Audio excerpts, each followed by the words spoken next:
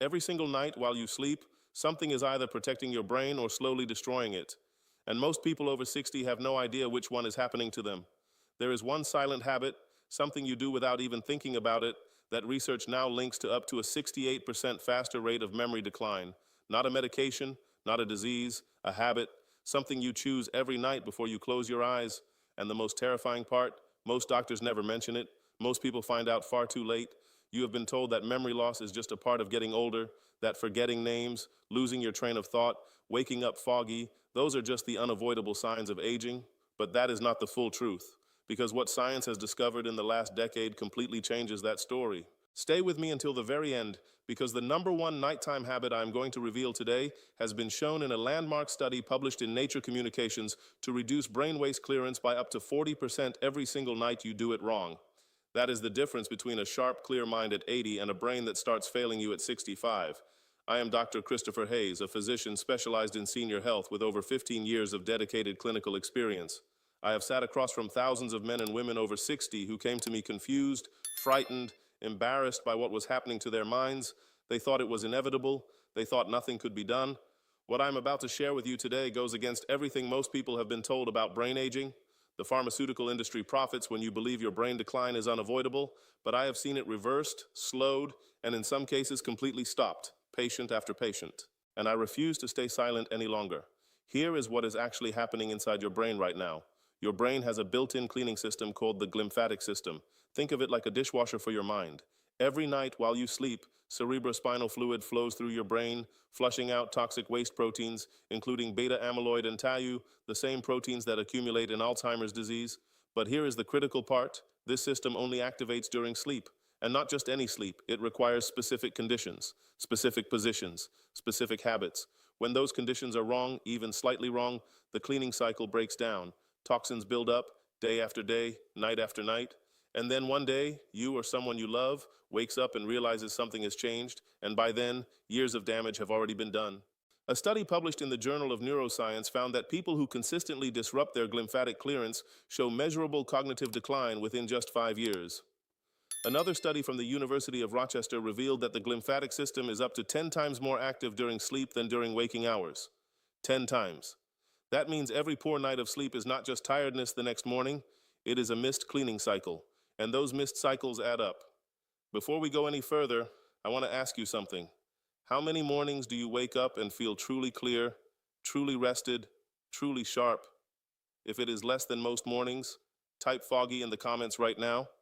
You are not alone, and what you are about to hear may be the most important thing you have heard in years. If this information is already opening your eyes, go ahead and hit that like button right now. It helps more people over 60 find this information when they need it most. Now let us go through the 7 nighttime habits ranked from least damaging to most dangerous for your brain, starting with number 7. Number 7, eating too close to bedtime. Most people know that eating late can disrupt sleep, but what most do not realize is the specific mechanism by which a late meal damages the brain. When you eat within 2 hours of going to sleep, your body prioritizes digestion over the glymphatic cleaning cycle. Blood flow that should be supporting brain detoxification is redirected to the gut. Your core body temperature, which needs to drop for deep sleep to begin, stays elevated. And your insulin levels spike, which research has shown directly suppresses slow-wave sleep, the deepest, most restorative stage of sleep where most of the brain cleaning actually happens. A study in the American Journal of Clinical Nutrition found that people who ate within 90 minutes of bedtime had significantly reduced slow-wave sleep and reported higher levels of cognitive fogginess the following morning. The mechanism is straightforward. Your brain cannot clean itself and digest a meal at the same time. One wins, and when your dinner wins, your brain loses. The fix is simple but powerful. Finish your last meal at least 2 to 3 hours before you get into bed. If you are hungry late at night, a small amount of protein, a handful of nuts, or a piece of cheese will satisfy without triggering the metabolic disruption that a full meal causes. Within 1 week of making this change alone, many of my patients report sleeping more deeply and waking up noticeably sharper. Pro tip: avoid high-sugar foods in the evening entirely. A blood sugar spike at night is like throwing a wrench into your brain's nightly maintenance routine. Number 6. Sleeping with the television or phone screen on. Light is one of the most powerful signals your brain receives. Even small amounts of light during sleep, particularly the blue wavelengths emitted by screens, suppress melatonin production, shift your circadian rhythm, and disrupt the specific timing of your sleep cycles.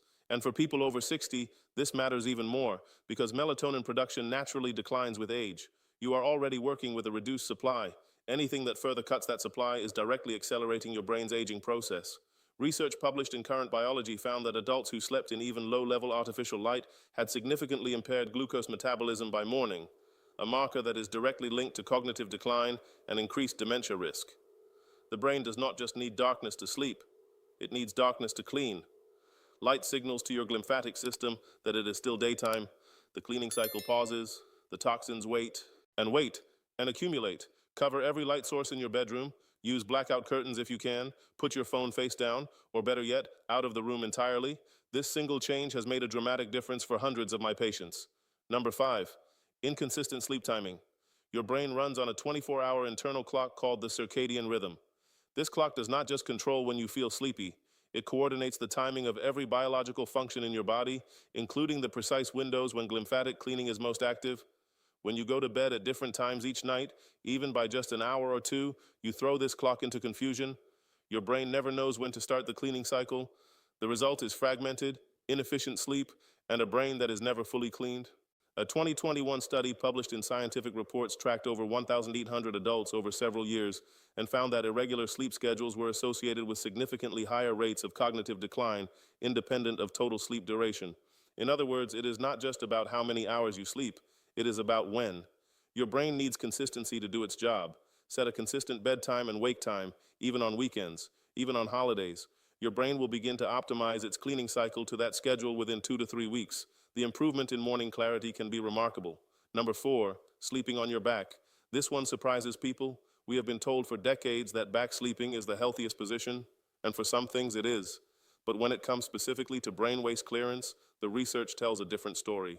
A landmark study published in the Journal of Neuroscience used imaging technology to directly observe glymphatic flow during sleep in different positions. What they found was striking. The lateral position, sleeping on your side, produced significantly more efficient waste clearance than the supine position, sleeping on your back. The researchers theorized that gravitational flow through the brain's interstitial spaces is optimized when the brain is oriented sideways. A study from Stony Brook University concluded that sleeping on your side may be the best position to reduce your risk of developing neurological diseases such as Alzheimer's and Parkinson's. The left side specifically may also reduce acid reflux and improve heart circulation, making it doubly beneficial for people over 60. If you have always been a back sleeper, this transition takes time. Start by placing a pillow behind your back to prevent rolling over during the night. Use a body pillow for comfort. Most people find that within 2 to 3 weeks, side sleeping becomes natural and their sleep quality noticeably improves. I remember Patricia, a 71-year-old retired school librarian from Minneapolis. She came to my office deeply worried. Her daughter had noticed that she was repeating herself in conversations, sometimes telling the same story twice in an hour. Patricia was a lifelong back sleeper. She had no idea this had anything to do with her memory. I explained the glymphatic research to her. I told her about the side sleeping studies. She was skeptical. She had slept on her back for 50 years, but she agreed to try. 8 weeks later, she came back. The difference was visible before she even sat down. She was smiling. She told me, "Doctor, my daughter said I have not repeated myself once in the last month. I feel like the lights came back on inside my head." That was not a miracle. That was Patricia's brain finally getting the nightly cleaning it had been denied for decades. And you can experience exactly the same thing. Number 3, not getting enough magnesium before bed. Here is where we move from habit to biology, because even if you fix your sleep position, your eating schedule, your screen exposure, if your brain is deficient in one critical mineral, the cleaning cycle still cannot run at full capacity. Magnesium is involved in over 300 enzymatic reactions in the human body, but for the brain specifically, it plays a role that most people have never heard about. Magnesium regulates the opening and closing of the channels that allow cerebrospinal fluid to flow through brain tissue. Without adequate magnesium, those channels become sluggish. The flow slows, the cleaning becomes incomplete. After age 60, the body's ability to absorb magnesium from food drops significantly. A study published in Nutrients found that over 50% of American adults over 60 are deficient in magnesium, and the majority have no idea. The symptoms of deficiency, poor sleep, brain fog, muscle cramps, anxiety are so common in older adults that most people just accept them as normal aging. They are not normal, they are correctable. Research published in Neuron demonstrated that magnesium supplementation, specifically magnesium threonate, which crosses the blood-brain barrier more efficiently than other forms, improved memory and cognitive function in aging adults by up to 18% over a 12-week period. The recommended approach is 300 to 400 milligrams of magnesium glycinate or magnesium threonate taken 30 to 60 minutes before bed. These forms are gentle on the stomach, absorb well, and are specifically shown to support the sleep stages that promote glymphatic activity. You can find them at most pharmacies or health food stores. Start with the lower dose and increase gradually. Pro tip: avoid magnesium oxide, which is the cheapest and most common form found in dollar store supplements. It has very poor absorption and is largely wasted. Choose glycinate or threonate specifically. Number 2, alcohol before bed. I know this is not what many people want to hear. A glass of wine before bed feels relaxing. It helps you fall asleep faster, and that feeling is real. But what happens after you fall asleep is where the damage occurs. Alcohol is a sedative, not a sleep aid.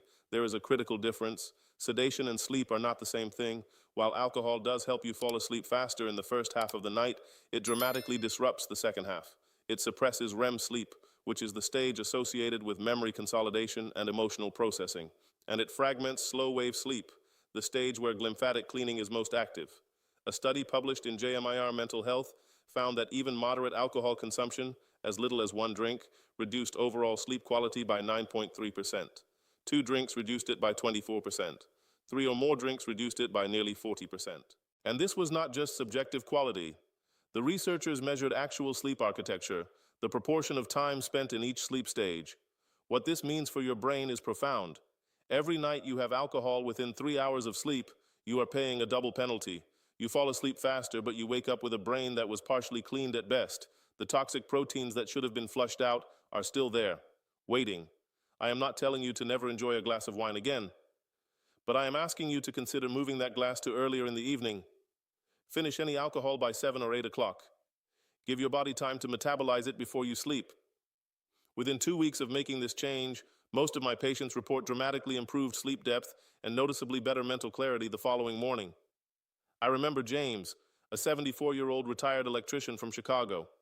He had been having a glass of scotch every night for 30 years. It was his ritual, his wind down, his reward at the end of the day. He came to me because he was having trouble remembering names at his weekly card game. His friends had started to notice too. It embarrassed him deeply. I did not tell him to quit alcohol entirely. I told him about the sleep architecture research, I showed him the specific studies, and I suggested one thing: move the scotch to 5 in the afternoon, keep the ritual, just change the timing. 6 weeks later, James called my office. He did not even need an appointment, he just wanted me to know. He told me, "Doc, I remembered every name at cards last Tuesday, every single one. My friend Eddie said I seemed like my old self again. I feel like I am." This was not a miracle. This was James giving his brain the nightly cleaning it had been denied for years. The ritual stayed. The damage stopped. Now let us get to number 1, the most dangerous nighttime habit for your brain over 60. The one that research shows has the single greatest impact on long-term cognitive health, and yet it is the one that almost nobody talks about. Number 1, chronic sleep deprivation caused by inconsistent, insufficient, or interrupted sleep. I do not just mean occasionally sleeping poorly. I mean the chronic repeated pattern of getting less than 6.5 to 7 hours of consolidated quality sleep per night. Because this pattern, if it continues for years, is the single most powerful driver of accelerated brain aging that we know of. Here is why this is so devastating. Every night you sleep less than the critical threshold, your brain accumulates more beta amyloid and tau protein than it can clear. A little more, and a little more, and a little more. It does not reset. It builds. Think of your brain like a bathtub with a slow drain. Every night of good sleep, the drain is clear and the tub empties. Every night of poor sleep, the drain is partially blocked. The tub fills a little, over months, over years, over decades, until one day it overflows. A 25-year study published in Nature Communications, one of the most significant studies ever conducted on sleep and dementia, tracked over 7,900 adults from age 50 onwards. People who consistently slept 6 hours or less per night at age 50, 60, and 70 were 30% more likely to develop dementia compared to those who slept 7 hours, 30%. That is not a small effect. That is the difference between a person who knows their grandchildren's names and a person who does not. Another study, published in the journal Science, directly observed beta amyloid accumulation in the brains of healthy adults after just one night of sleep deprivation. The increase was measurable, visible, after one night, Now multiply that by thousands of nights. But here is what terrifies me most. The people most affected are not people who struggle to sleep. They are people who believe they are fine with less sleep. People who have told themselves for years, I only need 5 hours, I feel okay. Research from the University of Pennsylvania found that people who chronically sleep 6 hours or less per night develop such significant cognitive impairment over time that they can no longer accurately assess their own impairment. They feel fine. Their brain is not fine. This is not aging. This is not inevitable. This is a correctable problem, and the correction starts tonight. Here is how to protect your brain starting right now. The implementation plan is simple, but you must commit to it for at least 30 days to feel the full impact. Start tonight. Set a consistent bedtime. Pick a time between 9 and 11 that you can realistically maintain. Set it. Keep it. Your circadian rhythm will begin to reset within 2 weeks. Create a sleep environment that works for your biology. Completely dark. Cool, between 65 and 68 degrees Fahrenheit if possible. Quiet. Remove all screens from the bedroom, or at minimum, use blue light blocking glasses for 2 hours before sleep. Finish eating 2 to 3 hours before bedtime. Your last meal should be light and protein forward. Avoid high sugar foods in the evening entirely. Take 300 to 400 milligrams of magnesium glycinate or magnesium threonate 30 to 60 minutes before bed. This is one of the most evidence-backed, gentle, and affordable interventions available for sleep quality and brain health in people over 60. If you drink alcohol, move your last drink to no later than 7 or 8 in the evening. Give your body at least 3 hours to metabolize it before sleep. Transition to sleeping on your side, specifically your left side, if your body allows it. Use pillows to support the transition if needed. Within 3 to 5 days, most people report falling asleep faster. Within 1 to 2 weeks, morning brain fog begins to lift. Within 3 to 4 weeks, memory sharpness, word retrieval, and mental clarity often show meaningful improvement. Within 2 to 3 months, multiple patients in my practice have reported that their family members have commented on the change, their focus, their sharpness, their presence. Do not make these critical errors. First, do not try to fix all 7 habits at once. Choose the 2 or 3 most relevant to your current situation and master those first. Overwhelm leads to abandonment. Second, do not assume that sleeping pills solve this problem. Most common sleep medications actually suppress slow-wave sleep and REM sleep, the very stages where brain cleaning occurs. They help you fall asleep, but they do not produce the quality of sleep your brain needs. Talk to your doctor before stopping any prescribed medication, but understand that medication and restorative sleep are not the same thing. Third, do not underestimate the magnesium connection. If your sleep has been poor for years, your magnesium levels have likely been depleted for years. Rebuilding takes time. Give the supplementation at least 6 weeks before evaluating. You are not broken. Your routine is broken. Your brain wants to clean itself. Your brain wants to consolidate memories, flush toxins, repair connections. It has been trying to do this for you every single night of your life. It just needs the right conditions. I want to close today with the story of a patient I will never forget. Her name was Dorothy. She was 78 years old, a retired nurse from Philadelphia. She came to my office with her daughter. The daughter did the talking at first because Dorothy had been having trouble finding words. She would stop mid-sentence. She called her daughter by the wrong name twice in 1 week. The family was frightened. They thought they were watching the beginning of Alzheimer's. Dorothy was sleeping about 5 hours a night on her back with the television on, having a glass of wine before bed, and eating dinner at 9 o'clock most nights. Every single item from today's list. We went through the changes together, one by one, gently, over 6 weeks.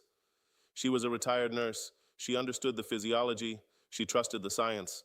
10 weeks after her first appointment, Dorothy came back without her daughter. She walked in alone. She sat down, and she said to me, "Doctor, I gave a toast at my granddaughter's birthday last weekend.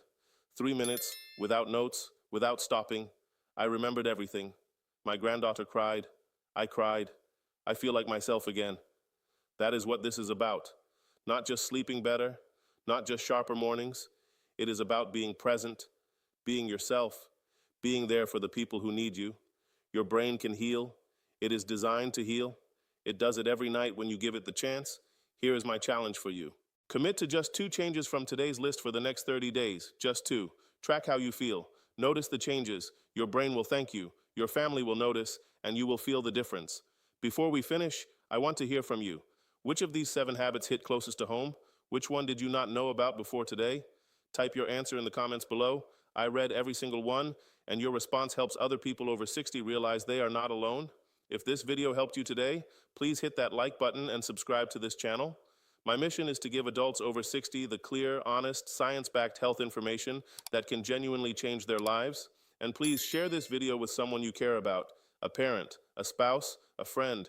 because the person who needs this information most may not know to look for it, but you can bring it to them. A simple share could change someone's life. Because remember, aging does not take away your brain's ability to recover. It simply reminds you to care for it the right way. Take care of yourself.